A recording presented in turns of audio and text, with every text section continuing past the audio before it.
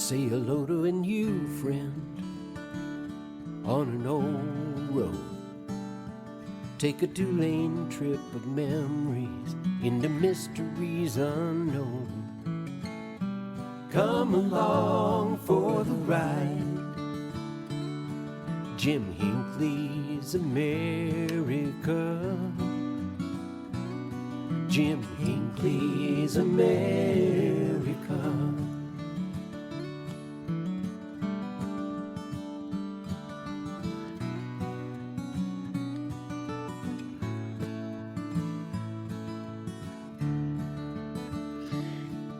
You know, it's always good to start the day off with a little bit of music from Joe and Woody and the boys of the road crew. And we sure thank them for our theme song. And if you need a little bit of road trip inspiration or a theme song for your road trip, check out their tunes at roadcrew66.com.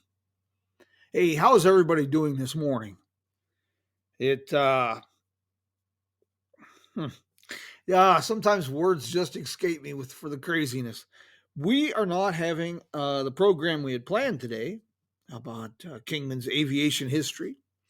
COVID has reared its ugly head again, and so that kind of puts a damper on the parade. But, well, if we've learned anything this last couple of years, it's how to be flexible.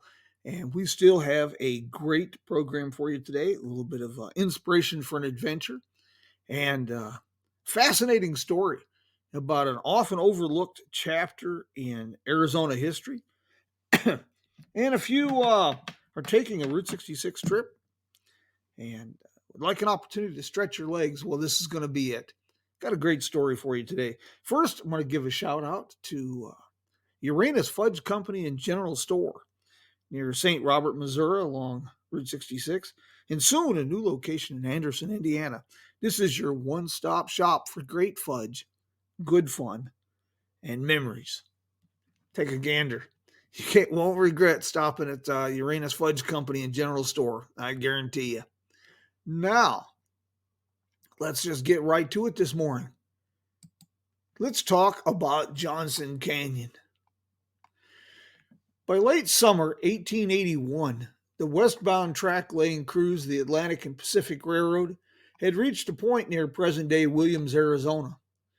The railroad's course across northern Arizona to this point was an almost endless string of engineering marvels.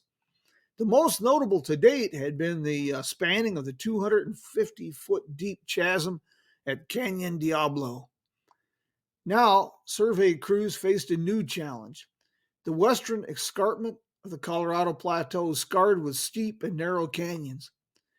To avoid construction of a costly loop that would sweep miles to the south, engineers selected Johnson Canyon, even though this would result in a roadbed with a drop of 112 feet per mile.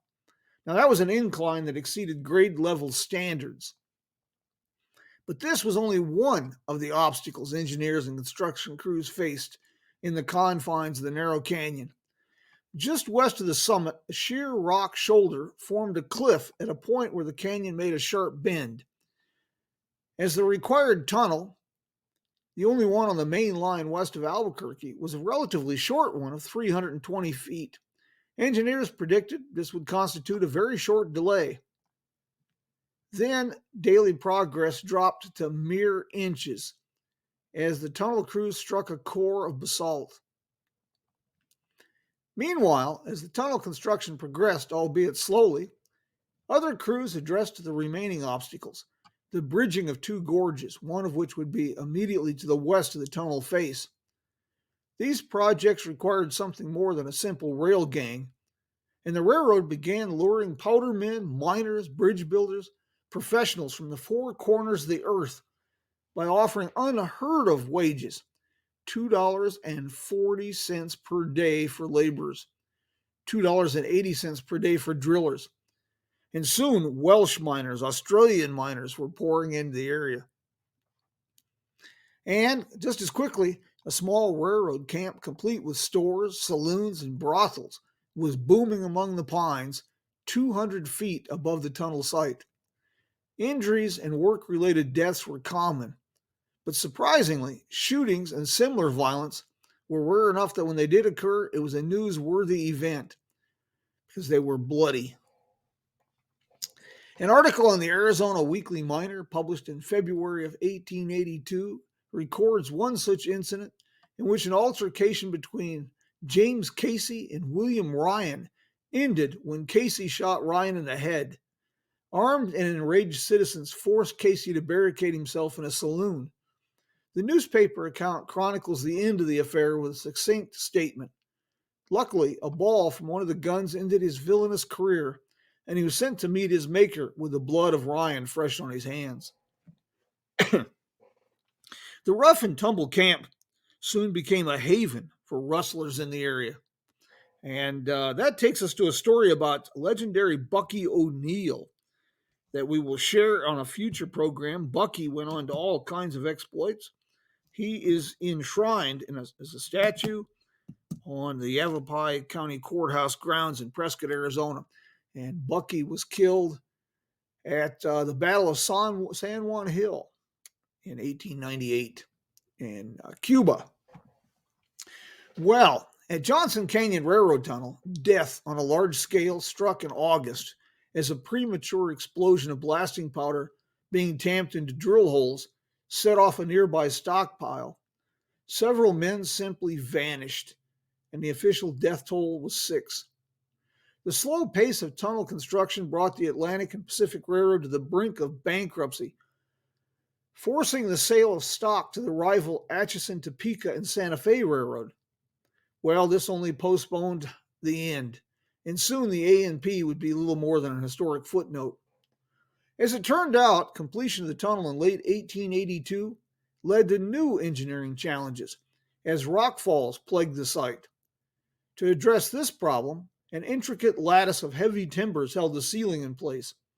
But a fire in 1898 and a subsequent rockfall led to the closure of the line for 11 days and resulted in the deaths of 2 men.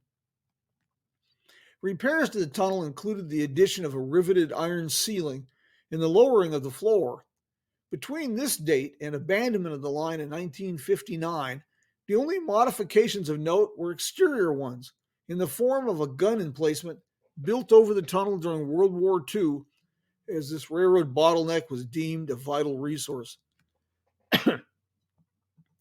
The tragedies associated with the tunnel's construction are only a small part of the canyon's bloody history.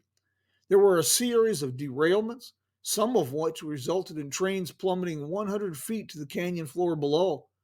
This all ensured Johnson Canyon a national reputation as one of the most dangerous railroad lines in America. The tunnel's obscurity is somewhat puzzling in light of its importance to Western development, and the relative ease of access to the site compounds this mystery. An adventure to the tunnel with its stone-faced portals and beautiful riveted iron ceiling begins at exit 151 Welsh Road on I-40 west of Williams, Arizona.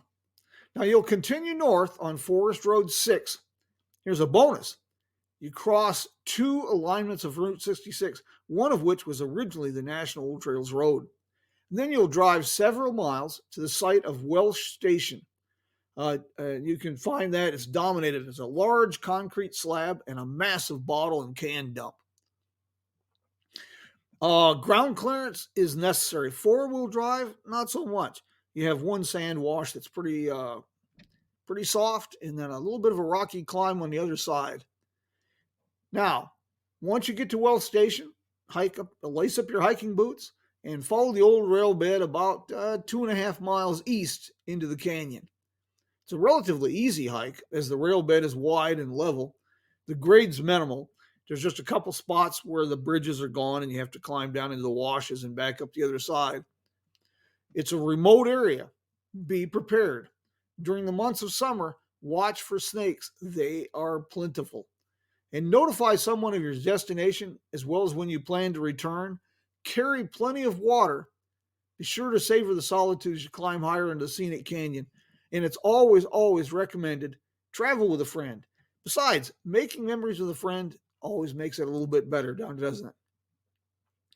Well, My friends, hey, thank you for joining us this morning. I hope when you're here in Western Arizona and in search of adventure on Route 66 or otherwise, consider a bit of a detour up there to Johnson Canyon. You sure won't regret it. It's a photographer's paradise, and it's a very, very unique, tangible link to Arizona territorial history. Well, I won't make any promises about tomorrow because we'll see how this COVID goes. See if our guest is feeling better. We mentioned earlier this week we may be switching schedules a little bit. Looks like we might adapt a Monday, Wednesday, Friday format, but everything's kind of up in the air. This will be depending on a couple projects that are lurking in the shadows. My friends, thank you so much for joining us. I look forward to talking with you again tomorrow. And, well, until we meet again, my friends, vaya con Dios, mi amigos. Adios.